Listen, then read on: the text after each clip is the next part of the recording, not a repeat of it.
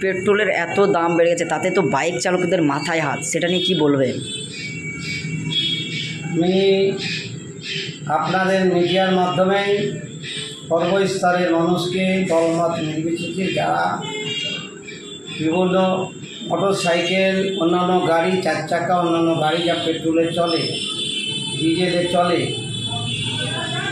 কেরোসিনে চলে, যে diesel engine মেশিনগুলো এবং গ্যাসও চলে এখন, তাদের বলতে চাই যে কেন্দ্র সরকার সব কিছুতে জিএসটি চালু করেছে। এই চারটে জিনিসে জিএসটি চালু করে।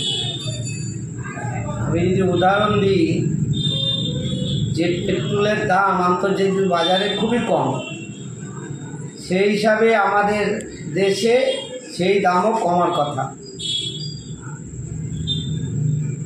এখন বাজার রেট ভারতবর্ষে হচ্ছে 103 টাকা 5 পয়সা। এটা হচ্ছে কেন্দ্রভাবে দিল্লির সরকারের একটা রেট। এটা বিভিন্ন জায়গায় যায়, বিভিন্ন ক্যারি খরচ সেটা ধরে নেয়। একটা হিসাব আপনাদের বলতে পারি, শুধু পেট্রোলের বেসিক রেট হচ্ছে 35 টাকা 50। সেন্ট্রাল গভর্নমেন্ট ট্যাক্স নেয় 19 টাকা 50, আর স্টেট গভর্নমেন্ট ট্যাক্স নেয় 41 টাকা 55 পয়সা, আর ডিস্ট্রিবিউটার নেয় 6 টাকা 50 পয়সা। এই মোট 103 টাকা 5 পয়সা। জিএসটি চালু হলে শুধু সরকার, কেন্দ্র রাজ্য সরকার 18 টাকা পাবে। তাহলে দুই সরকার যদি জিএসটি চালু হলে প্রায় 43 টাকা 5 পয়সা মাইনাস হবে।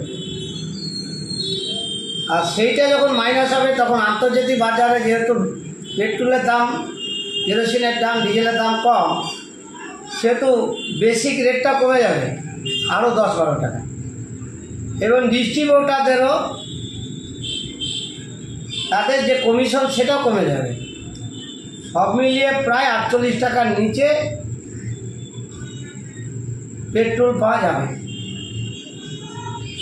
103 টাকা লিটারের কেরোসিন গরিব মানুষ 10 টাকা লিটারের নিচে পাবে, সবাই পাবে, সবাই পাবে।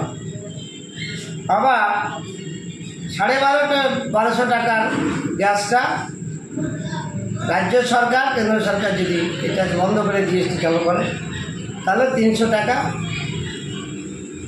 নিচে সিলিন্ডার গ্যাস পাওয়া যাবে।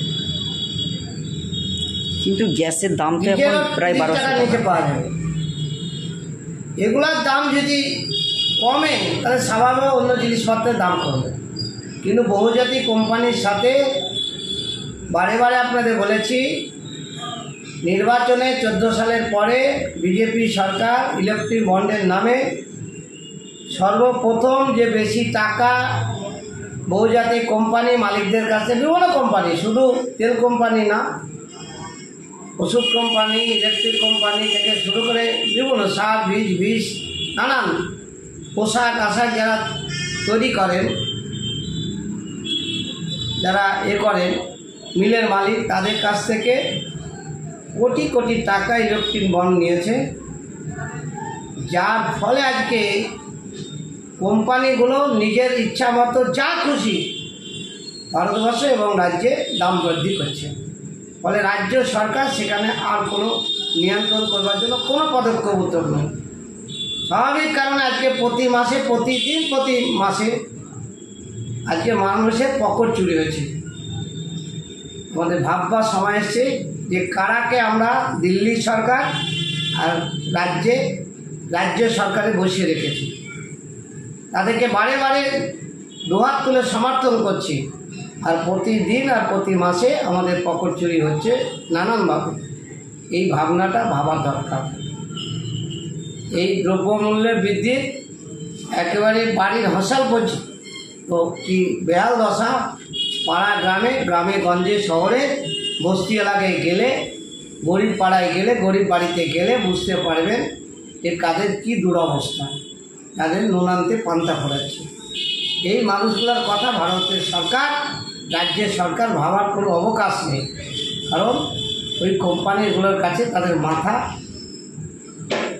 বিক্রি করে দিয়েছে। এটাই হচ্ছে কথা। আপনার নাম এবং পরিচয়? কামাল হোসেন, সম্পাদক, সিপিআই মহানগর।